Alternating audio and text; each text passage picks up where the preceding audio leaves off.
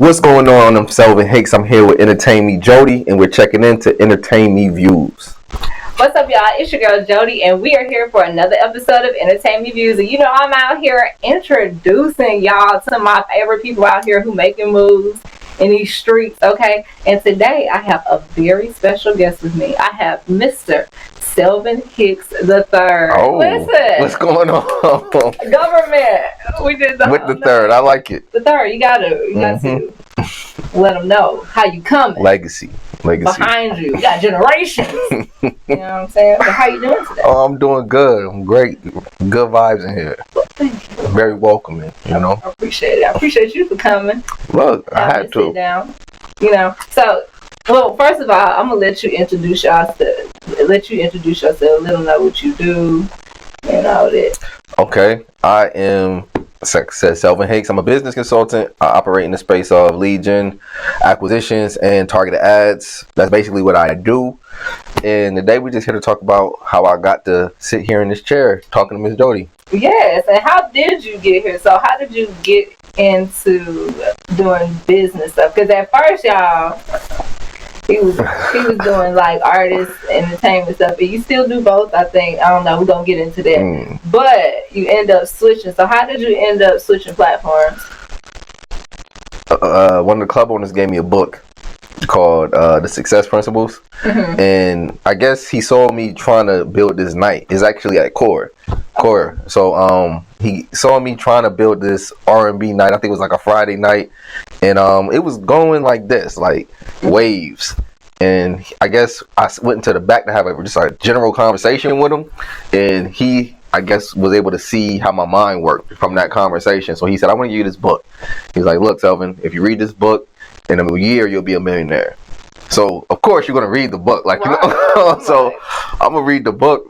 You know, it's been a year and a half, not a millionaire yet, but I got a plan to get there. You know, well, a lot of stuff is in disarray right now, but pretty much after that book, it let me identify the purpose. I didn't get rich off of the book, but it helped me identify my life purpose, which was to help people become more successful by being their true and authentic self. That's all I want to do.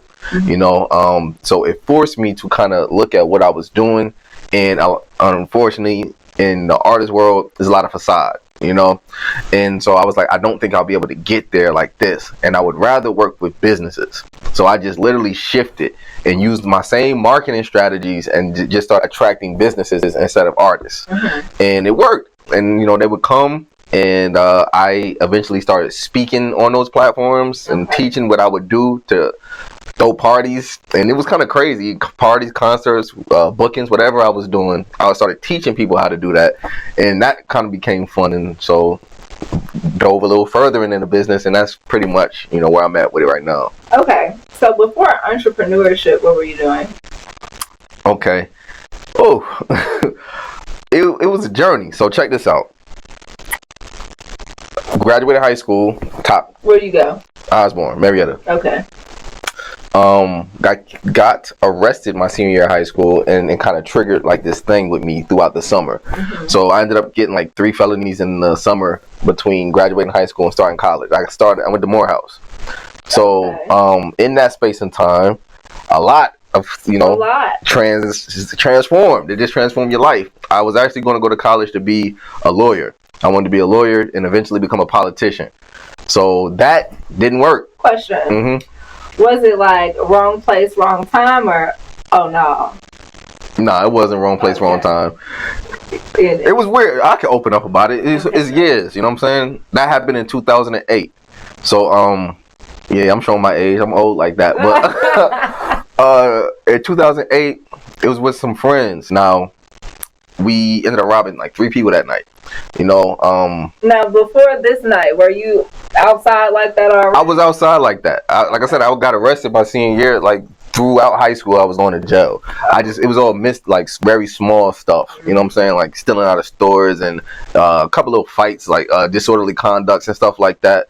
But it didn't get like to that level until that happened. I've been had guns. You know, almost got kicked out of the house in high school for having guns, but this is probably a little too much. But yeah, so we ended up robbing a few people that night, and on the last one, it was a free pick. Like we just literally was like, oh yeah, we're gonna get him. So this person just had like a navigation system. Like, you got to think, it's 2008. Okay, it's not 2025. So this person had like a navigation system, and we just saw like, okay, we could trade this into the pump, like this little simple stuff. And this dude actually owned the gas station, and so he had a whole cash bag on him. We didn't know. That whole thing went so bad, so fast, and a lot of stuff happened. I ended up driving, so license plate. It was a lot of stuff that was done wrong. Not that it should have been done right, but it was a lot of stuff that was done wrong on that one. Smooth as it should be. Exactly, and so it ended up putting me in a bind. And we all went to jail, all three of us. We all locked up, did our time together and everything. How long were you locked up for? For that one, because we all had good lawyers actually. We did 8 months total. Okay. But it was 2 years sentence suspended upon the successful completion of boot camp. So we're supposed to get 2 years for it. So armed robbery is a 10-year mandatory minimum. But because we had lawyers, it got dropped to an attempted robbery because nothing was taken on that one. Okay. And so that took it to like a 2 to 5. And they gave us the lower because it was pretty much all of our first major situation. Okay. Yeah, I ended up doing 8 months total. I just had to wait for the boot camp. It's like 90 days for boot camp, but you got to wait in custody. So I waited like 5 months in custody and then did the 3 months. And then I came home and did like 9 years probation, 8 years probation. Okay. Yeah. How was them 8 years on probation? It was a breeze, really. Okay.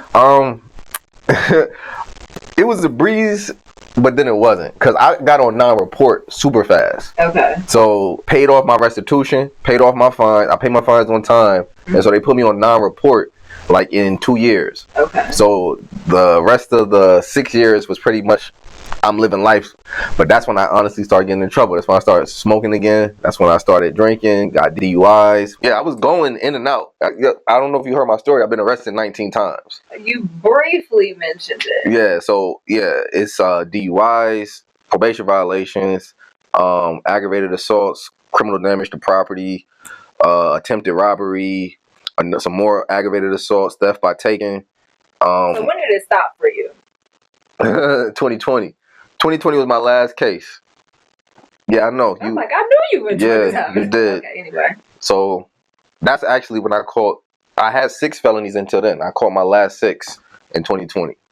I was accused of doing some stuff in the neighborhood. You know, that's criminal damage to property, assault with a deadly weapon, aggravated assault. All of those charges kind of accrued in that moment in time. But again, God showed his favor. He showed his favor. He big one on you, first of all. Okay, let me tell you something. Oh, man. Because okay. I always tell people I'm not supposed to be here. I'm really not. I'm really now not. that you here, let me tell you something. Okay, you better shout it from the mouth. Let me tell you something. Look. Okay. Ooh. Yeah, but you did know me in 2020. 2021, 2022, when we was doing those events. Okay. I was on probation. I had an ankle monitor on, probably. You probably didn't even know. Didn't even know it. Yeah. Okay.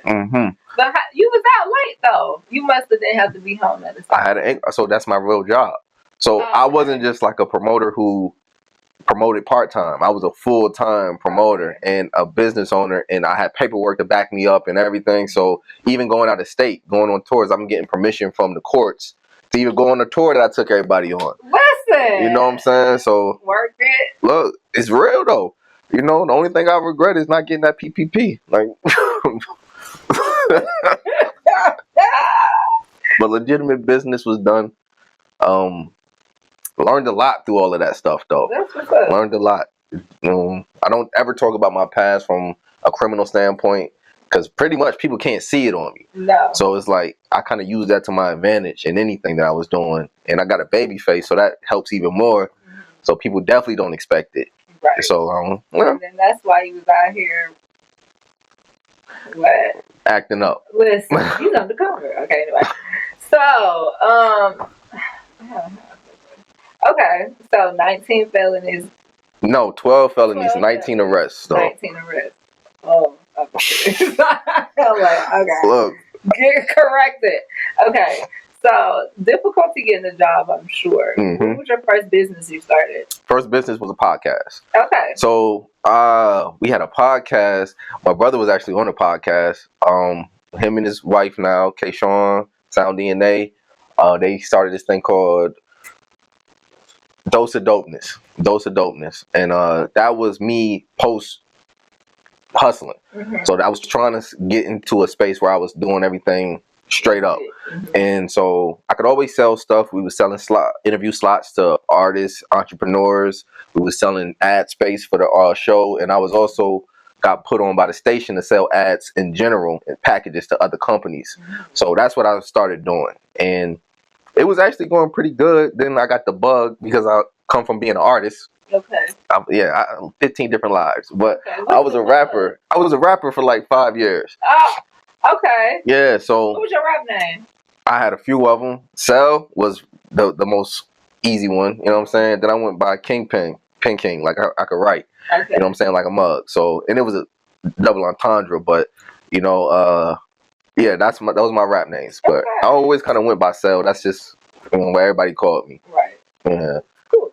All right. So then you got the bug. You wanted to get up in the booth. Yeah. So I didn't even want to get in the booth. I wanted to move around because when we started the show, we had went to South by Southwest. We had went to South by Southwest to start it. That's how it kind of got traction. We went down there to all these artists coming from all over the country. And we like, look, I had this pen and pad that we walking down the street with, signing all them up, getting their email address so I could sell them pack. You know what I'm saying? That was my mindset. And then we went down there with 20 t-shirts. And that's how we funded the trip. Like we all kind of came in together. Yeah. You know what I'm saying? We took my Jeep down there. We drove. It was like 6 of us. It was like 6 of us in the Jeep. And we all just went down there, and I sold t-shirts to keep everything afloat while we was down there. Okay. You know, and then we came back, and that was pretty much how that was. Back. Ooh. I know y'all were. The car broke down. Like it broke down. We was in Texas. Okay. We had family. That was in Austin. We had family in Dallas. So we ended up riding out to Dallas, and I got the car worked on in Dallas. So we ended up spending the money that we actually got with the t-shirts on getting the car fixed up, and then we made it back to Georgia. So we were straight. But that's how we kicked it off. And when I made all those connections, I wanted to do my own tour. So that's when I was like, yo, I'm back out here. So I said, I'm going to put together this tour, this independent tour. I'm hitting all these cities, and I'm going to start spreading the music, spreading the brand, just pushing everything more. And literally, that's what happened. So yeah, that's pretty much the business and how it got started and how we made money doing it and stuff. All right. So then, okay, so now you shifted into the business aspect. How do you feel about that now? Being in business, it feels more me. It feels more me, and I've done so much in the world to where I know what feels right. Because I know what felt wrong. You know what I'm saying? Right. So this feels like my skill set. Like all of my skill set fits here. From speaking to being able to sell to being able to show people things. Like not even speaking, but just teaching people how to do stuff. You know, I'm always been one to feel like everybody should eat. So I want to show you how to eat more so than have you eat off of me. That's always been my mindset. So I give you a play. My brother used to be my cameraman. He'll come to the events and he's charging everybody for footage. Right. You know what I'm saying? The door, well, they was just straight up stealing, but the door people, I'm gonna just put them in position to where they be able to greet people. They all have independent brands. They was stealing money too. I ain't gonna, but it come with it. You know, it come with it. So if they got brands and whatever it is that they push, and I put them in front so they can meet as many people as possible. You know what I'm saying? So everything was kind of like in sync and synchronicities, and trying to put people in position was always my like how I view things. So it seems like you got a lot of energy, real strategic. What's one thing that like keeps you going? I don't got no other option. Okay. Like what I'm gonna do? You know what I'm saying? Literally. I have no other option but to make this work. So it's like it's gonna work, or I'm gonna just be working in a factory, and that's literally how it's gonna go. There's no place is gonna hire me at all. It's just my record alone. When they find out about it, when I used to get put on, I went to all those interviews and I couldn't get anything. Coffee shops is the first people that actually brought me in, which is why I'm so addicted to coffee. You probably see me drinking coffee and all my content and stuff. Yeah. That's how I got like into the coffee space. Okay. It was the only places that would hire me. And so, honestly, a lot got started in that coffee shop, and I'm gonna just leave it there. But yeah, so yeah. I feel like it's home though. I feel like it allows me to use my skill set the way it should be. And what keeps you sharp? Like, how do you make sure you like good people around me? You know, God bless me with a great family. You know, good women. God bless me with good friends. You know, and so having these mentors and these mentees and these friends and family and my woman, it's just all like a constant yourself. Like every time I feel like I can slack is always, you know what I'm saying, do this or do that. Right. So that's really the driving force. You know what I'm saying? And you don't have another option, so you make it work. Right. And then how do you keep up with everything? A lot of moving parts. Really? It's not that hard these days. I shut everything down. Okay, But we'll get to that because I did see that. I did see on your note or something on Instagram, you said the guy told you to shut everything down. And what does that mean? So I've been going back and forth, right? So I've been teaching people how to do certain things within business for the better part of like the last 6-8 months. And the thing that I kept running into is that people, they believed me, but a lot of people, they wasn't flocking like I wanted them to. And so I was like, you know what? I'm going to start this brand called The Chosen Ones. And this is probably too much information again, but I'm going. I started this brand called The Chosen Ones because I literally said, I'm going to show you how to make 6 figures in 12 months with this brand. And that's all that it was designed to do. Okay. There's no passion in it. There's no love of the game. It's literally, I'm teaching these people how to do business, and I'm teaching them these different tactics: cold outreach, targeted advertisement, branding, marketing, positioning. I'm teaching everybody these things. But then I wanted to create a real life example so I can show you, like, this is how you do it. So the problem that I ran into is that it scaled too fast for me to control. Okay. And it grew to a space where I'm supposed to be doing events in 6 different states in the same month. And it's like, hold on, Selvin. Like it's making money, but all of the money is going like this. So everything that is making is kind of funneling, which is what it's supposed to do, right? But it's putting me in a place where I'm constantly burnt out. I'm constantly frustrated. I'm dealing with people that I really don't want to deal with because I love y'all, but artists can be divas. You know what I'm saying? So that was getting burdensome. And so I was like, look, I can't do this that much. So I decided to dial that back and said, this is what I want to do now. I'm going to do everything in state. And so I said, I'm going to start this thing called the Hunger Games. I started this like 3 weeks ago now, mind you. I said, I'm going to start this thing called the Hunger Games because I want to get back to just growing an Atlanta platform and start drawing everybody to me, because I wanted to do this thing called a big music fest in August. I was planning it, booked the same hotel out and everything. So I was doing this big event and I had it in mind. I said, I'm going to build everything and lead it up to that. But I started it on the first time. I went to Sage Lounge and I got a history there. You know what I'm saying? Good and bad, but most of it's bad. But I did an event there, and God showed me everything He did not want me to do no more in that one event. And it had nothing to do with the artists or the DJs or the venue. It had everything to do with the business, the vibe. Everything just showed me in one moment, this is not what you're supposed to do, Selvin. This is really not what you're supposed to do. But I ignored it. I almost got into it with somebody there that night. And I don't even get into it with people. My whole energy is like, get me some money, leave me alone. That's all I'm about. So if I'm getting into it with you, it's really, you know what I'm saying? So that kind of showed me something. Then my girl, she was there. She's all like, I don't want you to do this. I don't want you to do this. Like, it's negatively impacting you. I think that you should really just leave this alone. And I'm just like, look, you like these dinners? Like, you know what I'm saying? You like going out of town with me and I'm not making it to seem like that's all it's for, but it's like, I got to make money, basically. If I'm not making money, then what life am I living? Was it like character issues or did something like go down that day? It was if the devil would have won, something would have happened that night. I'll say that. It was really like that. Like, to my personality. You can see with my chart, it's like some of them are violent in nature because I can go like that and it don't take too much. So if I start feeling something, it's like, okay, and I felt played with. So that was like the one, maybe it's a little man syndrome, I don't know. But I felt played with, so I was like, nah, we're not doing this. It pissed me off to a point where it was like, yo, I'm about to do something. And so she seen that, and I don't think she ever seen that in me at all. On the other side. You know what I'm saying? And I was like, oh, okay. So she's going through all of that. I'm ignoring it. At the same time, my homeboy called me like, yo, Sel. He was actually at the event. He was like, I think you need to do a Christian platform. Out of nowhere. I've never heard this dude talk about God. He's never talked about it with me. Like, you know, and I'm just like, oh, that's weird. Like, why would you say that? But in my mind, I'm like, this is kind of genius. You know? But I was like, I'm not really a Christian like that. Like, I believe in God. I go to church, Bible study every week. I'm supposed to be at Bible study right now. I do. It's good because I'm telling. We about to. This is work. This is his work. He sent me to do. So yeah, he called me with that, and I was like, that sounds good, but I don't think I'm ready for that. Nothing like that. Let that go. Then we went to go see Sinners.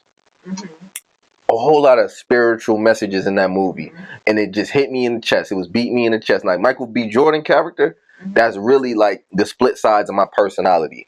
And you know, the whole thing about music and then them being in that juke joint. I ain't seen it. Oh, I'm sorry. I'm gonna leave it right there. Yeah, I'm gonna see it though. But it was a lot of stuff going on in that movie that just spoke to me, and it was like, okay. And then we went to church. Me and my lady, we went to church, and the preacher was talking about being lukewarm, about having 1 foot in, 1 foot out, staying on the shore, the shallow waters, not going deep. And he told the Simon Peter story in the transformation from Simon to Peter in double portions, and him being a true believer and doing things just because he was called to do it. And it seemed like everything had lined up in like 3 days to sit there and say, Selvin, leave this stuff alone. Stop walking on shallow water. Stop staying stuck in what you know. Because this has probably been the most uncomfortable I've been in years. I've transitioned and I've gone from space to space to space, but I've never been in a space where I don't know when something's happening, how it's going to happen. And you just kind of got to move in faith and just lean into it, you know. And as a man, I don't know how, you know, I can't speak from a woman perspective, but I can speak from a man perspective. That can be like mentally devastating to where you like, I'm trying to be a provider and I don't know when this stuff is going to pop. Now, this is when you have good family and good friends and a good woman that can kind of lean into you and kind of make you feel better about it. But in the mind, to really have to just lean on faith is something that I'm learning. Because I'm new in all of this journey. I'm not no experienced Christian where I'm just, you know, all of this is super new. Yeah. But it's super real at the same time. And I'm seeing it happen in my face. So much to the point that we went to church again this past Sunday and the same preacher did the same exact sermon. That's never, like, 2 weeks in a row. Get out that water. Okay. I'm sorry. But I'll be excited. That's what I've been dealing with. That's what I've been going through and growing through. And the transition is all led by God, and I don't feel like I know what I'm supposed to do, but I feel like I know what I'm supposed to do. Right. You get me? Sure. I was just talking to my uncle about that actually, and I was like, you know what?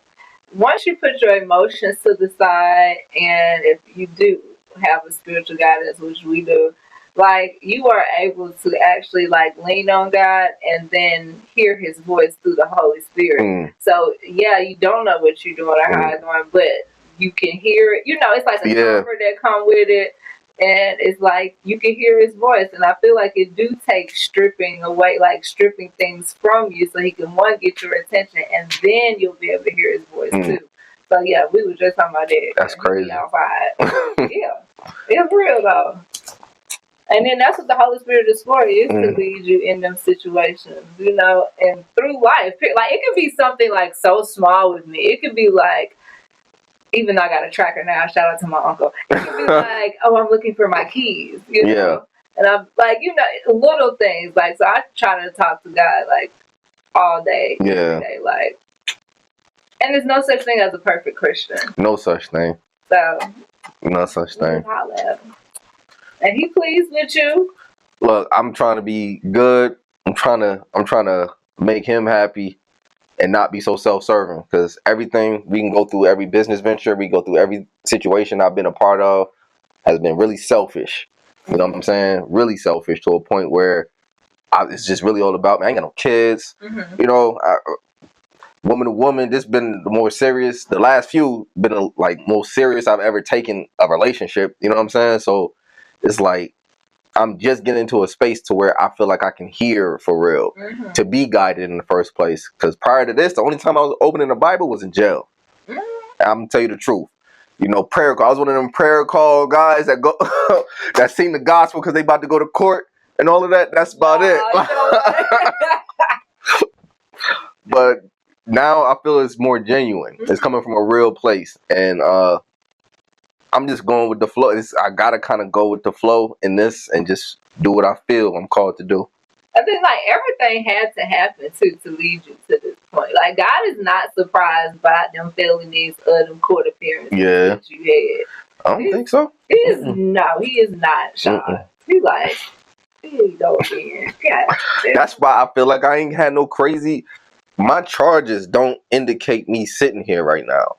I am very excited about, even though I've been like doing a variation of this for a very long time, like the fact that people have been coming in here and just sharing their story in real life is amazing. And I'm really excited about the way it's going. Because like you, before when I first started, it was halfway selfish. A lot of times more like a get back. I was mad about trying to, go for that.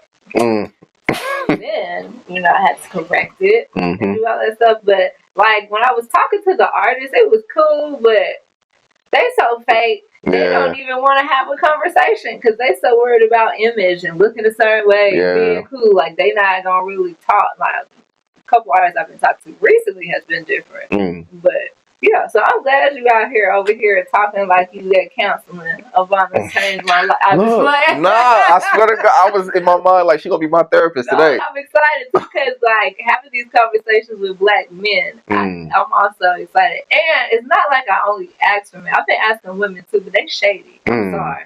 They be acting like they don't want to come holler at you, girl. Okay. But y'all cool. But having these conversations with black men and y'all open it up, I think that's perfect for what we got going on in life. Okay. And showing the positive side. Catch them felonies a little bit. But change your life. There you go. And we don't look down at that at all. No, it's life. Exactly. You didn't know. Well, you did know, but you weren't choosing that at that time. Yeah. Well. That's why he kept you. What, you was choosing? I mean, partially, I feel like I was just not believing fire burn. You know what I'm saying? Because, a lot of those could have been avoided. A lot of the situations I feel like, of course. Nah, how was it growing up for you? What kind of home did you grow up in? Man, look. You probably did this in the beginning, but I just want to know. Ooh, we went to the school called African People's Action School. It was an African private school. Me, my brother, and my sister. My dad had his own life insurance agency. I would say we had a really good upbringing. We lived in a nice house. We started off projects. You know what I'm saying? And I watched my family go from projects to the type of houses we live in now. And it's just like, dang, my dad just was a real hustler in every sense of the word. So I watched him like do a bunch of stuff, and it wasn't just life insurance. They doing bus trips to Atlantic City and, boat rides and just cabin trips and stuff. Like he was organizing that kind of stuff. And so I think I got a little bit of that from him, but I think it was a good home. My sister was really academically excellent. That's my older sister. She did her thing. I did pretty good, Three. Yeah, that's the baby. I'm the middle. She the oldest. Okay. Yeah. Okay. Real good home. We moved to Georgia in 2005. I was just starting high school. I was going to 10th grade. Okay. So I moved to Georgia in 10th grade, and I kind of like embraced the mentality of where we moved from instead of where I came from. I'll say that. And where did you come from? Trenton, New Jersey. Okay. They did a whole documentary in our city. Like, it was Blood Central back then.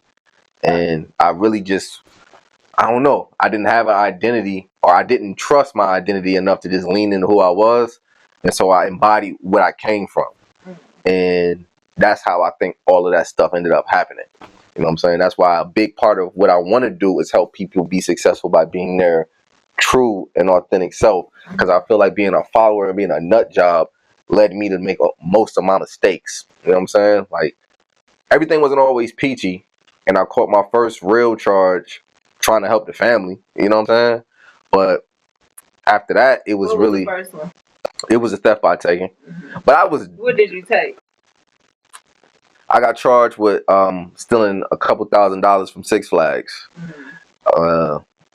Like 40. like 40. Okay. So yeah, I'm gonna just keep my mouth closed all the way on that one. But I paid restitution for, you know what I'm saying? I was going, you know, it was a lot for me. It was some selfishness in that, but I was paying bills at the house. You know, I was helping my pops and my moms out because, you know, my grandma passed when we moved down here and things got a little rough, you know, so that was my way of kind of doing my thing, but still looking out. You know? Okay, well, look, what? Nah. I'm just your first time hearing the story? Nah. Oh, okay. Heck no. Oh. He lived through it. I'm gonna say, they say, we the only boys, right? I feel like I went through a lot of nonsense, so he ain't have to, in a way. Listen. Because he watched you like, oh, I'm not going to do that. I'm not doing that. That part for real. Well, that's what's up. So what's next? Okay, hold on. You said shut everything down. So does that mean you shut down Chosen Ones? I shut down Chosen Ones. I shut down everything. Like, everything means everything. It don't mean keep what you want. And that's something I'm learning too. Like, you got to shut down everything. And even feeling like I got to shut down my consulting company, which is even the wildest thing. I don't want, like, I'm holding on to that one because I'm trying to talk God's word through my business. And so I don't know if I can, you know, my girl, like, you can't negotiate with God. And I'm like, look, I know that. I know that. And so he's saying everything. He said shut down everything. And I feel so, like, floating. I'm just keep getting this feeling. Speak to my children. Speak to my children. I'm a living testament. I'm an anomaly in a space. So I don't know if my story is supposed to motivate people. I don't know if it's supposed to touch people for real. I don't really know what it's supposed to do. Tell them. Yeah, for sure, dude. Yeah. What? Are you kidding me? Sorry. Nah, it's cool. But seriously. You say who's going to tell them? It's just like, that's what I'm saying. I know where that stuff is coming from. Like, I'm a work in progress, y'all. I'm not trying to come like I got all the answers. But okay, here's my thing. Do you feel like you actually do know and you're like kind of running from it a little bit? Because I feel like sometimes, like, God put in us what he got in us. And we be knowing. Now, whether we tap into that thing, that's another thing. Oh, look, if this is, you know what? I thought I was going to come here and speak my truth. She talking to me. All right, look. That's your truth. Look. Yeah, I do feel like I'm running from it because that's the insecurity of not having something that I feel has been connected to a major part of my personality which is scary. Making money, like just being a hustler, like just so when you get all of this, and it's like use your skills for the kingdom, right? Right. Now it's like how. That's the confusion part. Heart posture. My heart posture is pure with all of my clients, right? No. That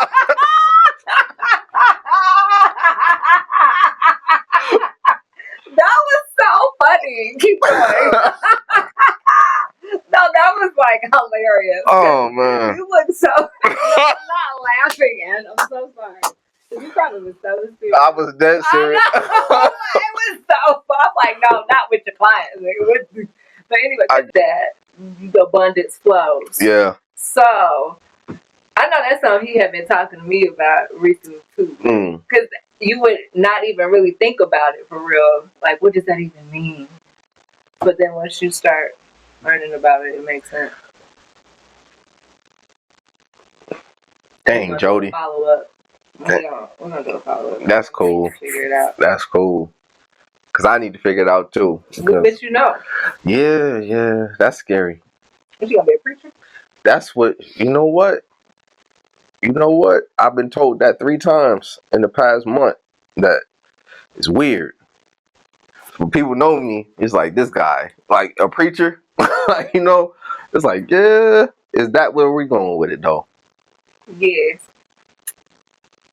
I just want to speak my truth. You know, I want to learn more and I want to kind of experience. So I've been real intentional about like going to church. I've been real intentional about Bible study. I've been real intentional about joining the men's religious group, where it's not just me and my opinions and how I feel, you know, but really that group factor and that community aspect of it that I spoke about so much in Manifest the Market is that still applies over here. So yeah. And then people be thinking like, you know, if you're a preacher, you got to be like, yes, sir, and in the pulpit. But whatever you actually do and use is ministry, you know? So, like, there are people who are just like you or were just like you or going through just like you, or, you know? And you don't have to be perfect to tell them the truth. It's the light. It's the truth. Anyway. Dang, Jody. I can't wait to click on your YouTube. Dang, okay. Where you going? Dang, Jody. You messed me up. Why? Nah, it's fun. It is fun. I'm actually enjoying this. I ain't gonna lie. I saw it too. I was like, you could shut everything down. What that mean? Oh, did them backwards. All right.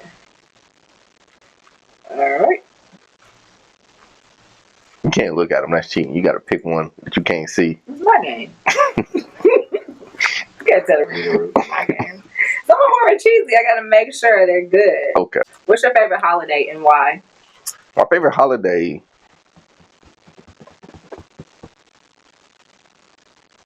I want to say Thanksgiving. But it's probably Kwanzaa. It's probably Kwanzaa. Because that's one of the times where we get together and we get to speak as a family. A lot of people don't celebrate Kwanzaa, so they have and honestly, I don't think we celebrate Kwanzaa the way that it's supposed to be celebrated, because we've kind of changed it as we grown. Because like I said, we went to an African private school, right? So we grew up celebrating Kwanzaa. We never celebrated Christmas. Okay. And so, yeah, Kwanzaa is probably my favorite holiday because we actually get to speak about the principles, how we use them in this past year, how we plan on using them in the next year. You know, it's 7 principles: unity, self-determination, collective work of responsibility, cooperative economics, purpose, creativity, and faith. And then everybody just goes around it. On a specific day, yeah. Oh, okay. Oh, that each candle is. Okay, put this down. We on culture. We don't even know. We came up here and they. Yeah. Yeah. But, you know, Christmas is cool, too. Would you rather explore the depths of the ocean or outer space? We're going to go into the abyss. I think I would rather explore the depths of the ocean. Because I feel like at least there's a limit there. And you can kind of get to the end, you know, instead of the universe is like no limit. It's infinite, right? Like you're just going to be exploring and traveling forever. Like, nah. Come back looking like Gail. Hold on. Gail was not happy, okay? She was not happy. What are you most proud of? I'm most proud. Honestly, I'm most proud to see the unity in my family. I feel like that's what I'm most proud of. Just to kind of see how, even though I'm not the most, I feel like the black sheep sometimes, you know, so even though I'm not the most inclusive person, I'll be locked in the room or whatever when everybody wants to come around. But yeah, I like the unity in my family. I like how close that they've stayed throughout the test of time. You know, that's pretty dope to me.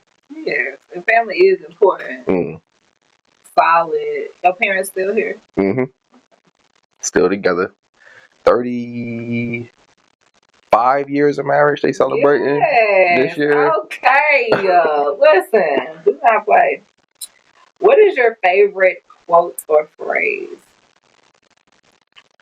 We didn't land on Plymouth Rock. Plymouth Rock landed on us. Do you use that? Time out. Do you use that? I do. Do you really use that? Do I use it? Yes. Okay. Oh no, and that was I have my eyes closed. I literally was pointing. Oh, okay. That's one of my favorite. That was a good brother save too. Hold on. All right, so look, I do it like this. I got a men lie, women lie, numbers don't. That's like an easy thing where I say it all the time. But I feel like I've been wanting to say we didn't land on Plymouth Rock, but Plymouth Rock landed on us so much. Like even in my speeches and presentations, I've been practicing on how I'm gonna put that in there. Like it's one of okay. Why does that speak to you so much? Malcolm X is one of my favorite historical figures. Okay, yeah. Period. You know what I'm saying? That's just where it's at. That's the one. So, that's the one. Well, it's so impactful. That phrase and the chickens come home to roost are the two things that stand out to me. That one. So that's when JFK got assassinated, and they were asking him about it, and he was basically saying that chickens are coming home to roost. Like this is America reaping what they sow, which was pretty messed up about a president. It's actually got him silenced from the nation and all of that, but too much. But he said what he said, and he stood on it. If you could star in a movie series, what series would? Oh, a movie or a series. If you could star in a movie or series, what movie or series would it be?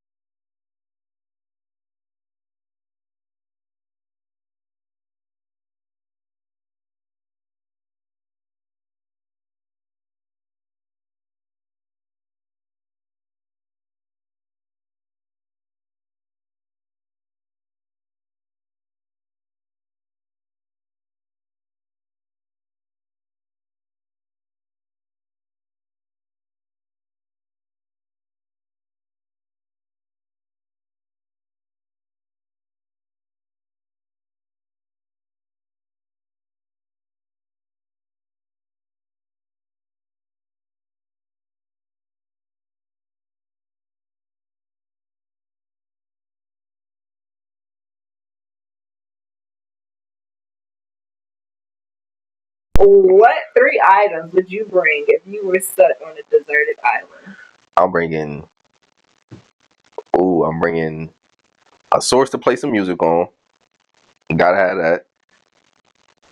Infinite pen and paper, so I never run out of ink or paper. And I'm bringing my woman. She's not an item, but yeah. What y'all gonna eat? We gonna eat off the island. We on an island, right? You got to be fish and water and coconuts and leaves and berries and all that. It's deserted. So it's dried up? That's what that was. I thought deserted just meant nobody lived there. Oh, I'm thinking everything was gone. Okay. You gonna live off the island, so you know how to survive out here in these streets. I figure it out. Okay. I'll figure it out. I know how to rub 2 sticks together, start a fire. Do you? Yeah. You done that before? Partially. I seen the smoke come and I just okay. So I just keep going until it starts. You ain't got no choice, right? But to learn at that point. Eventually, yeah. All right. Even though I said that was my last question, I actually have one more because this is a good one. Because you do a lot moving, all that, moving and grooving. What is your favorite thing to do to relax? Oh, my favorite thing to do to relax is drinking. I need a new one. So, what do you like to drink? I like cognac. So I've been kind of shutting down from like the hard liquor. So I'm trying to move away from that. Been drinking more wine and stuff lately, but how you like that? I don't. So I prefer cognac. See, I got this image of me older, you know what I'm saying, with the grays and everything, with my little rock, you know what I'm saying, my little rock, ice rock, with my glass, and I just see brown liquor in a cigar. Like I just see that for me, you know. Kicking it up. Exactly. So it's not a sin to drink, just a sin to be drunk. So you know, I'm gonna still tone it down. I only limit myself to like 2 drinks when I'm moving around and stuff. When I'm outside, because my temper and all that. So it's a thing. You gotta know yourself. So yeah, I like listening to jazz music. and drinking some cognac with a rock, and I'm smoking a cigar, possibly reading. You know, that's like the the most beautiful version of peace that I can really think of. Like, that's what I want to do to relax, you know? Yeah. Well, that sounds very relaxing. I mean, you could go get the ice mold from Amazon and for your drink today. If The ice mold? See, I gotta earn it. The ice mold. I feel you. What's your favorite cognac? I like Henny. I like Henny. I like Douce, the French Connection with some Grand Marnier and some Hennessy. That's my thing too. Yeah. I don't know the politically correct way to say this, but I'm really a Negro at heart. Like, you know. Yeah, like I don't know. Like, you know. Like, you look like this, but you're inside, like inside of you got like a white beater, your hat backwards with black and mild. Socks something like that. Oh yeah, my socks pulled up right now. You know. Well, no, not those socks, but the white Johns. Yeah. You know what I'm saying? Got the socks pulled up. Hat backwards with the do-rag. Yeah. Yo, do-rag, you see the line? Now let me say. You still got it. I still got the lines. I'm telling you, I'm still me. I'm just trying to. I polish. I know how to present myself in the world and everything. So yeah, cognac like used to be with the Black and Milds. I really want a real cigar this time though. You know. A cognac dip cigar sound about right, sipping and chilling to the type of music that's relaxing and not turning me up. Yeah, you know, that's all. You know, that's it. I don't ask for much. Yeah, that's it. Well, I appreciate you for coming through, sharing your story. I can't wait because this is the jump off. Okay, he's talking about I don't know what he's supposed to do if he's supposed to share his story. This is the jump off. Story shared. Okay. Outside. Can't wait to see what.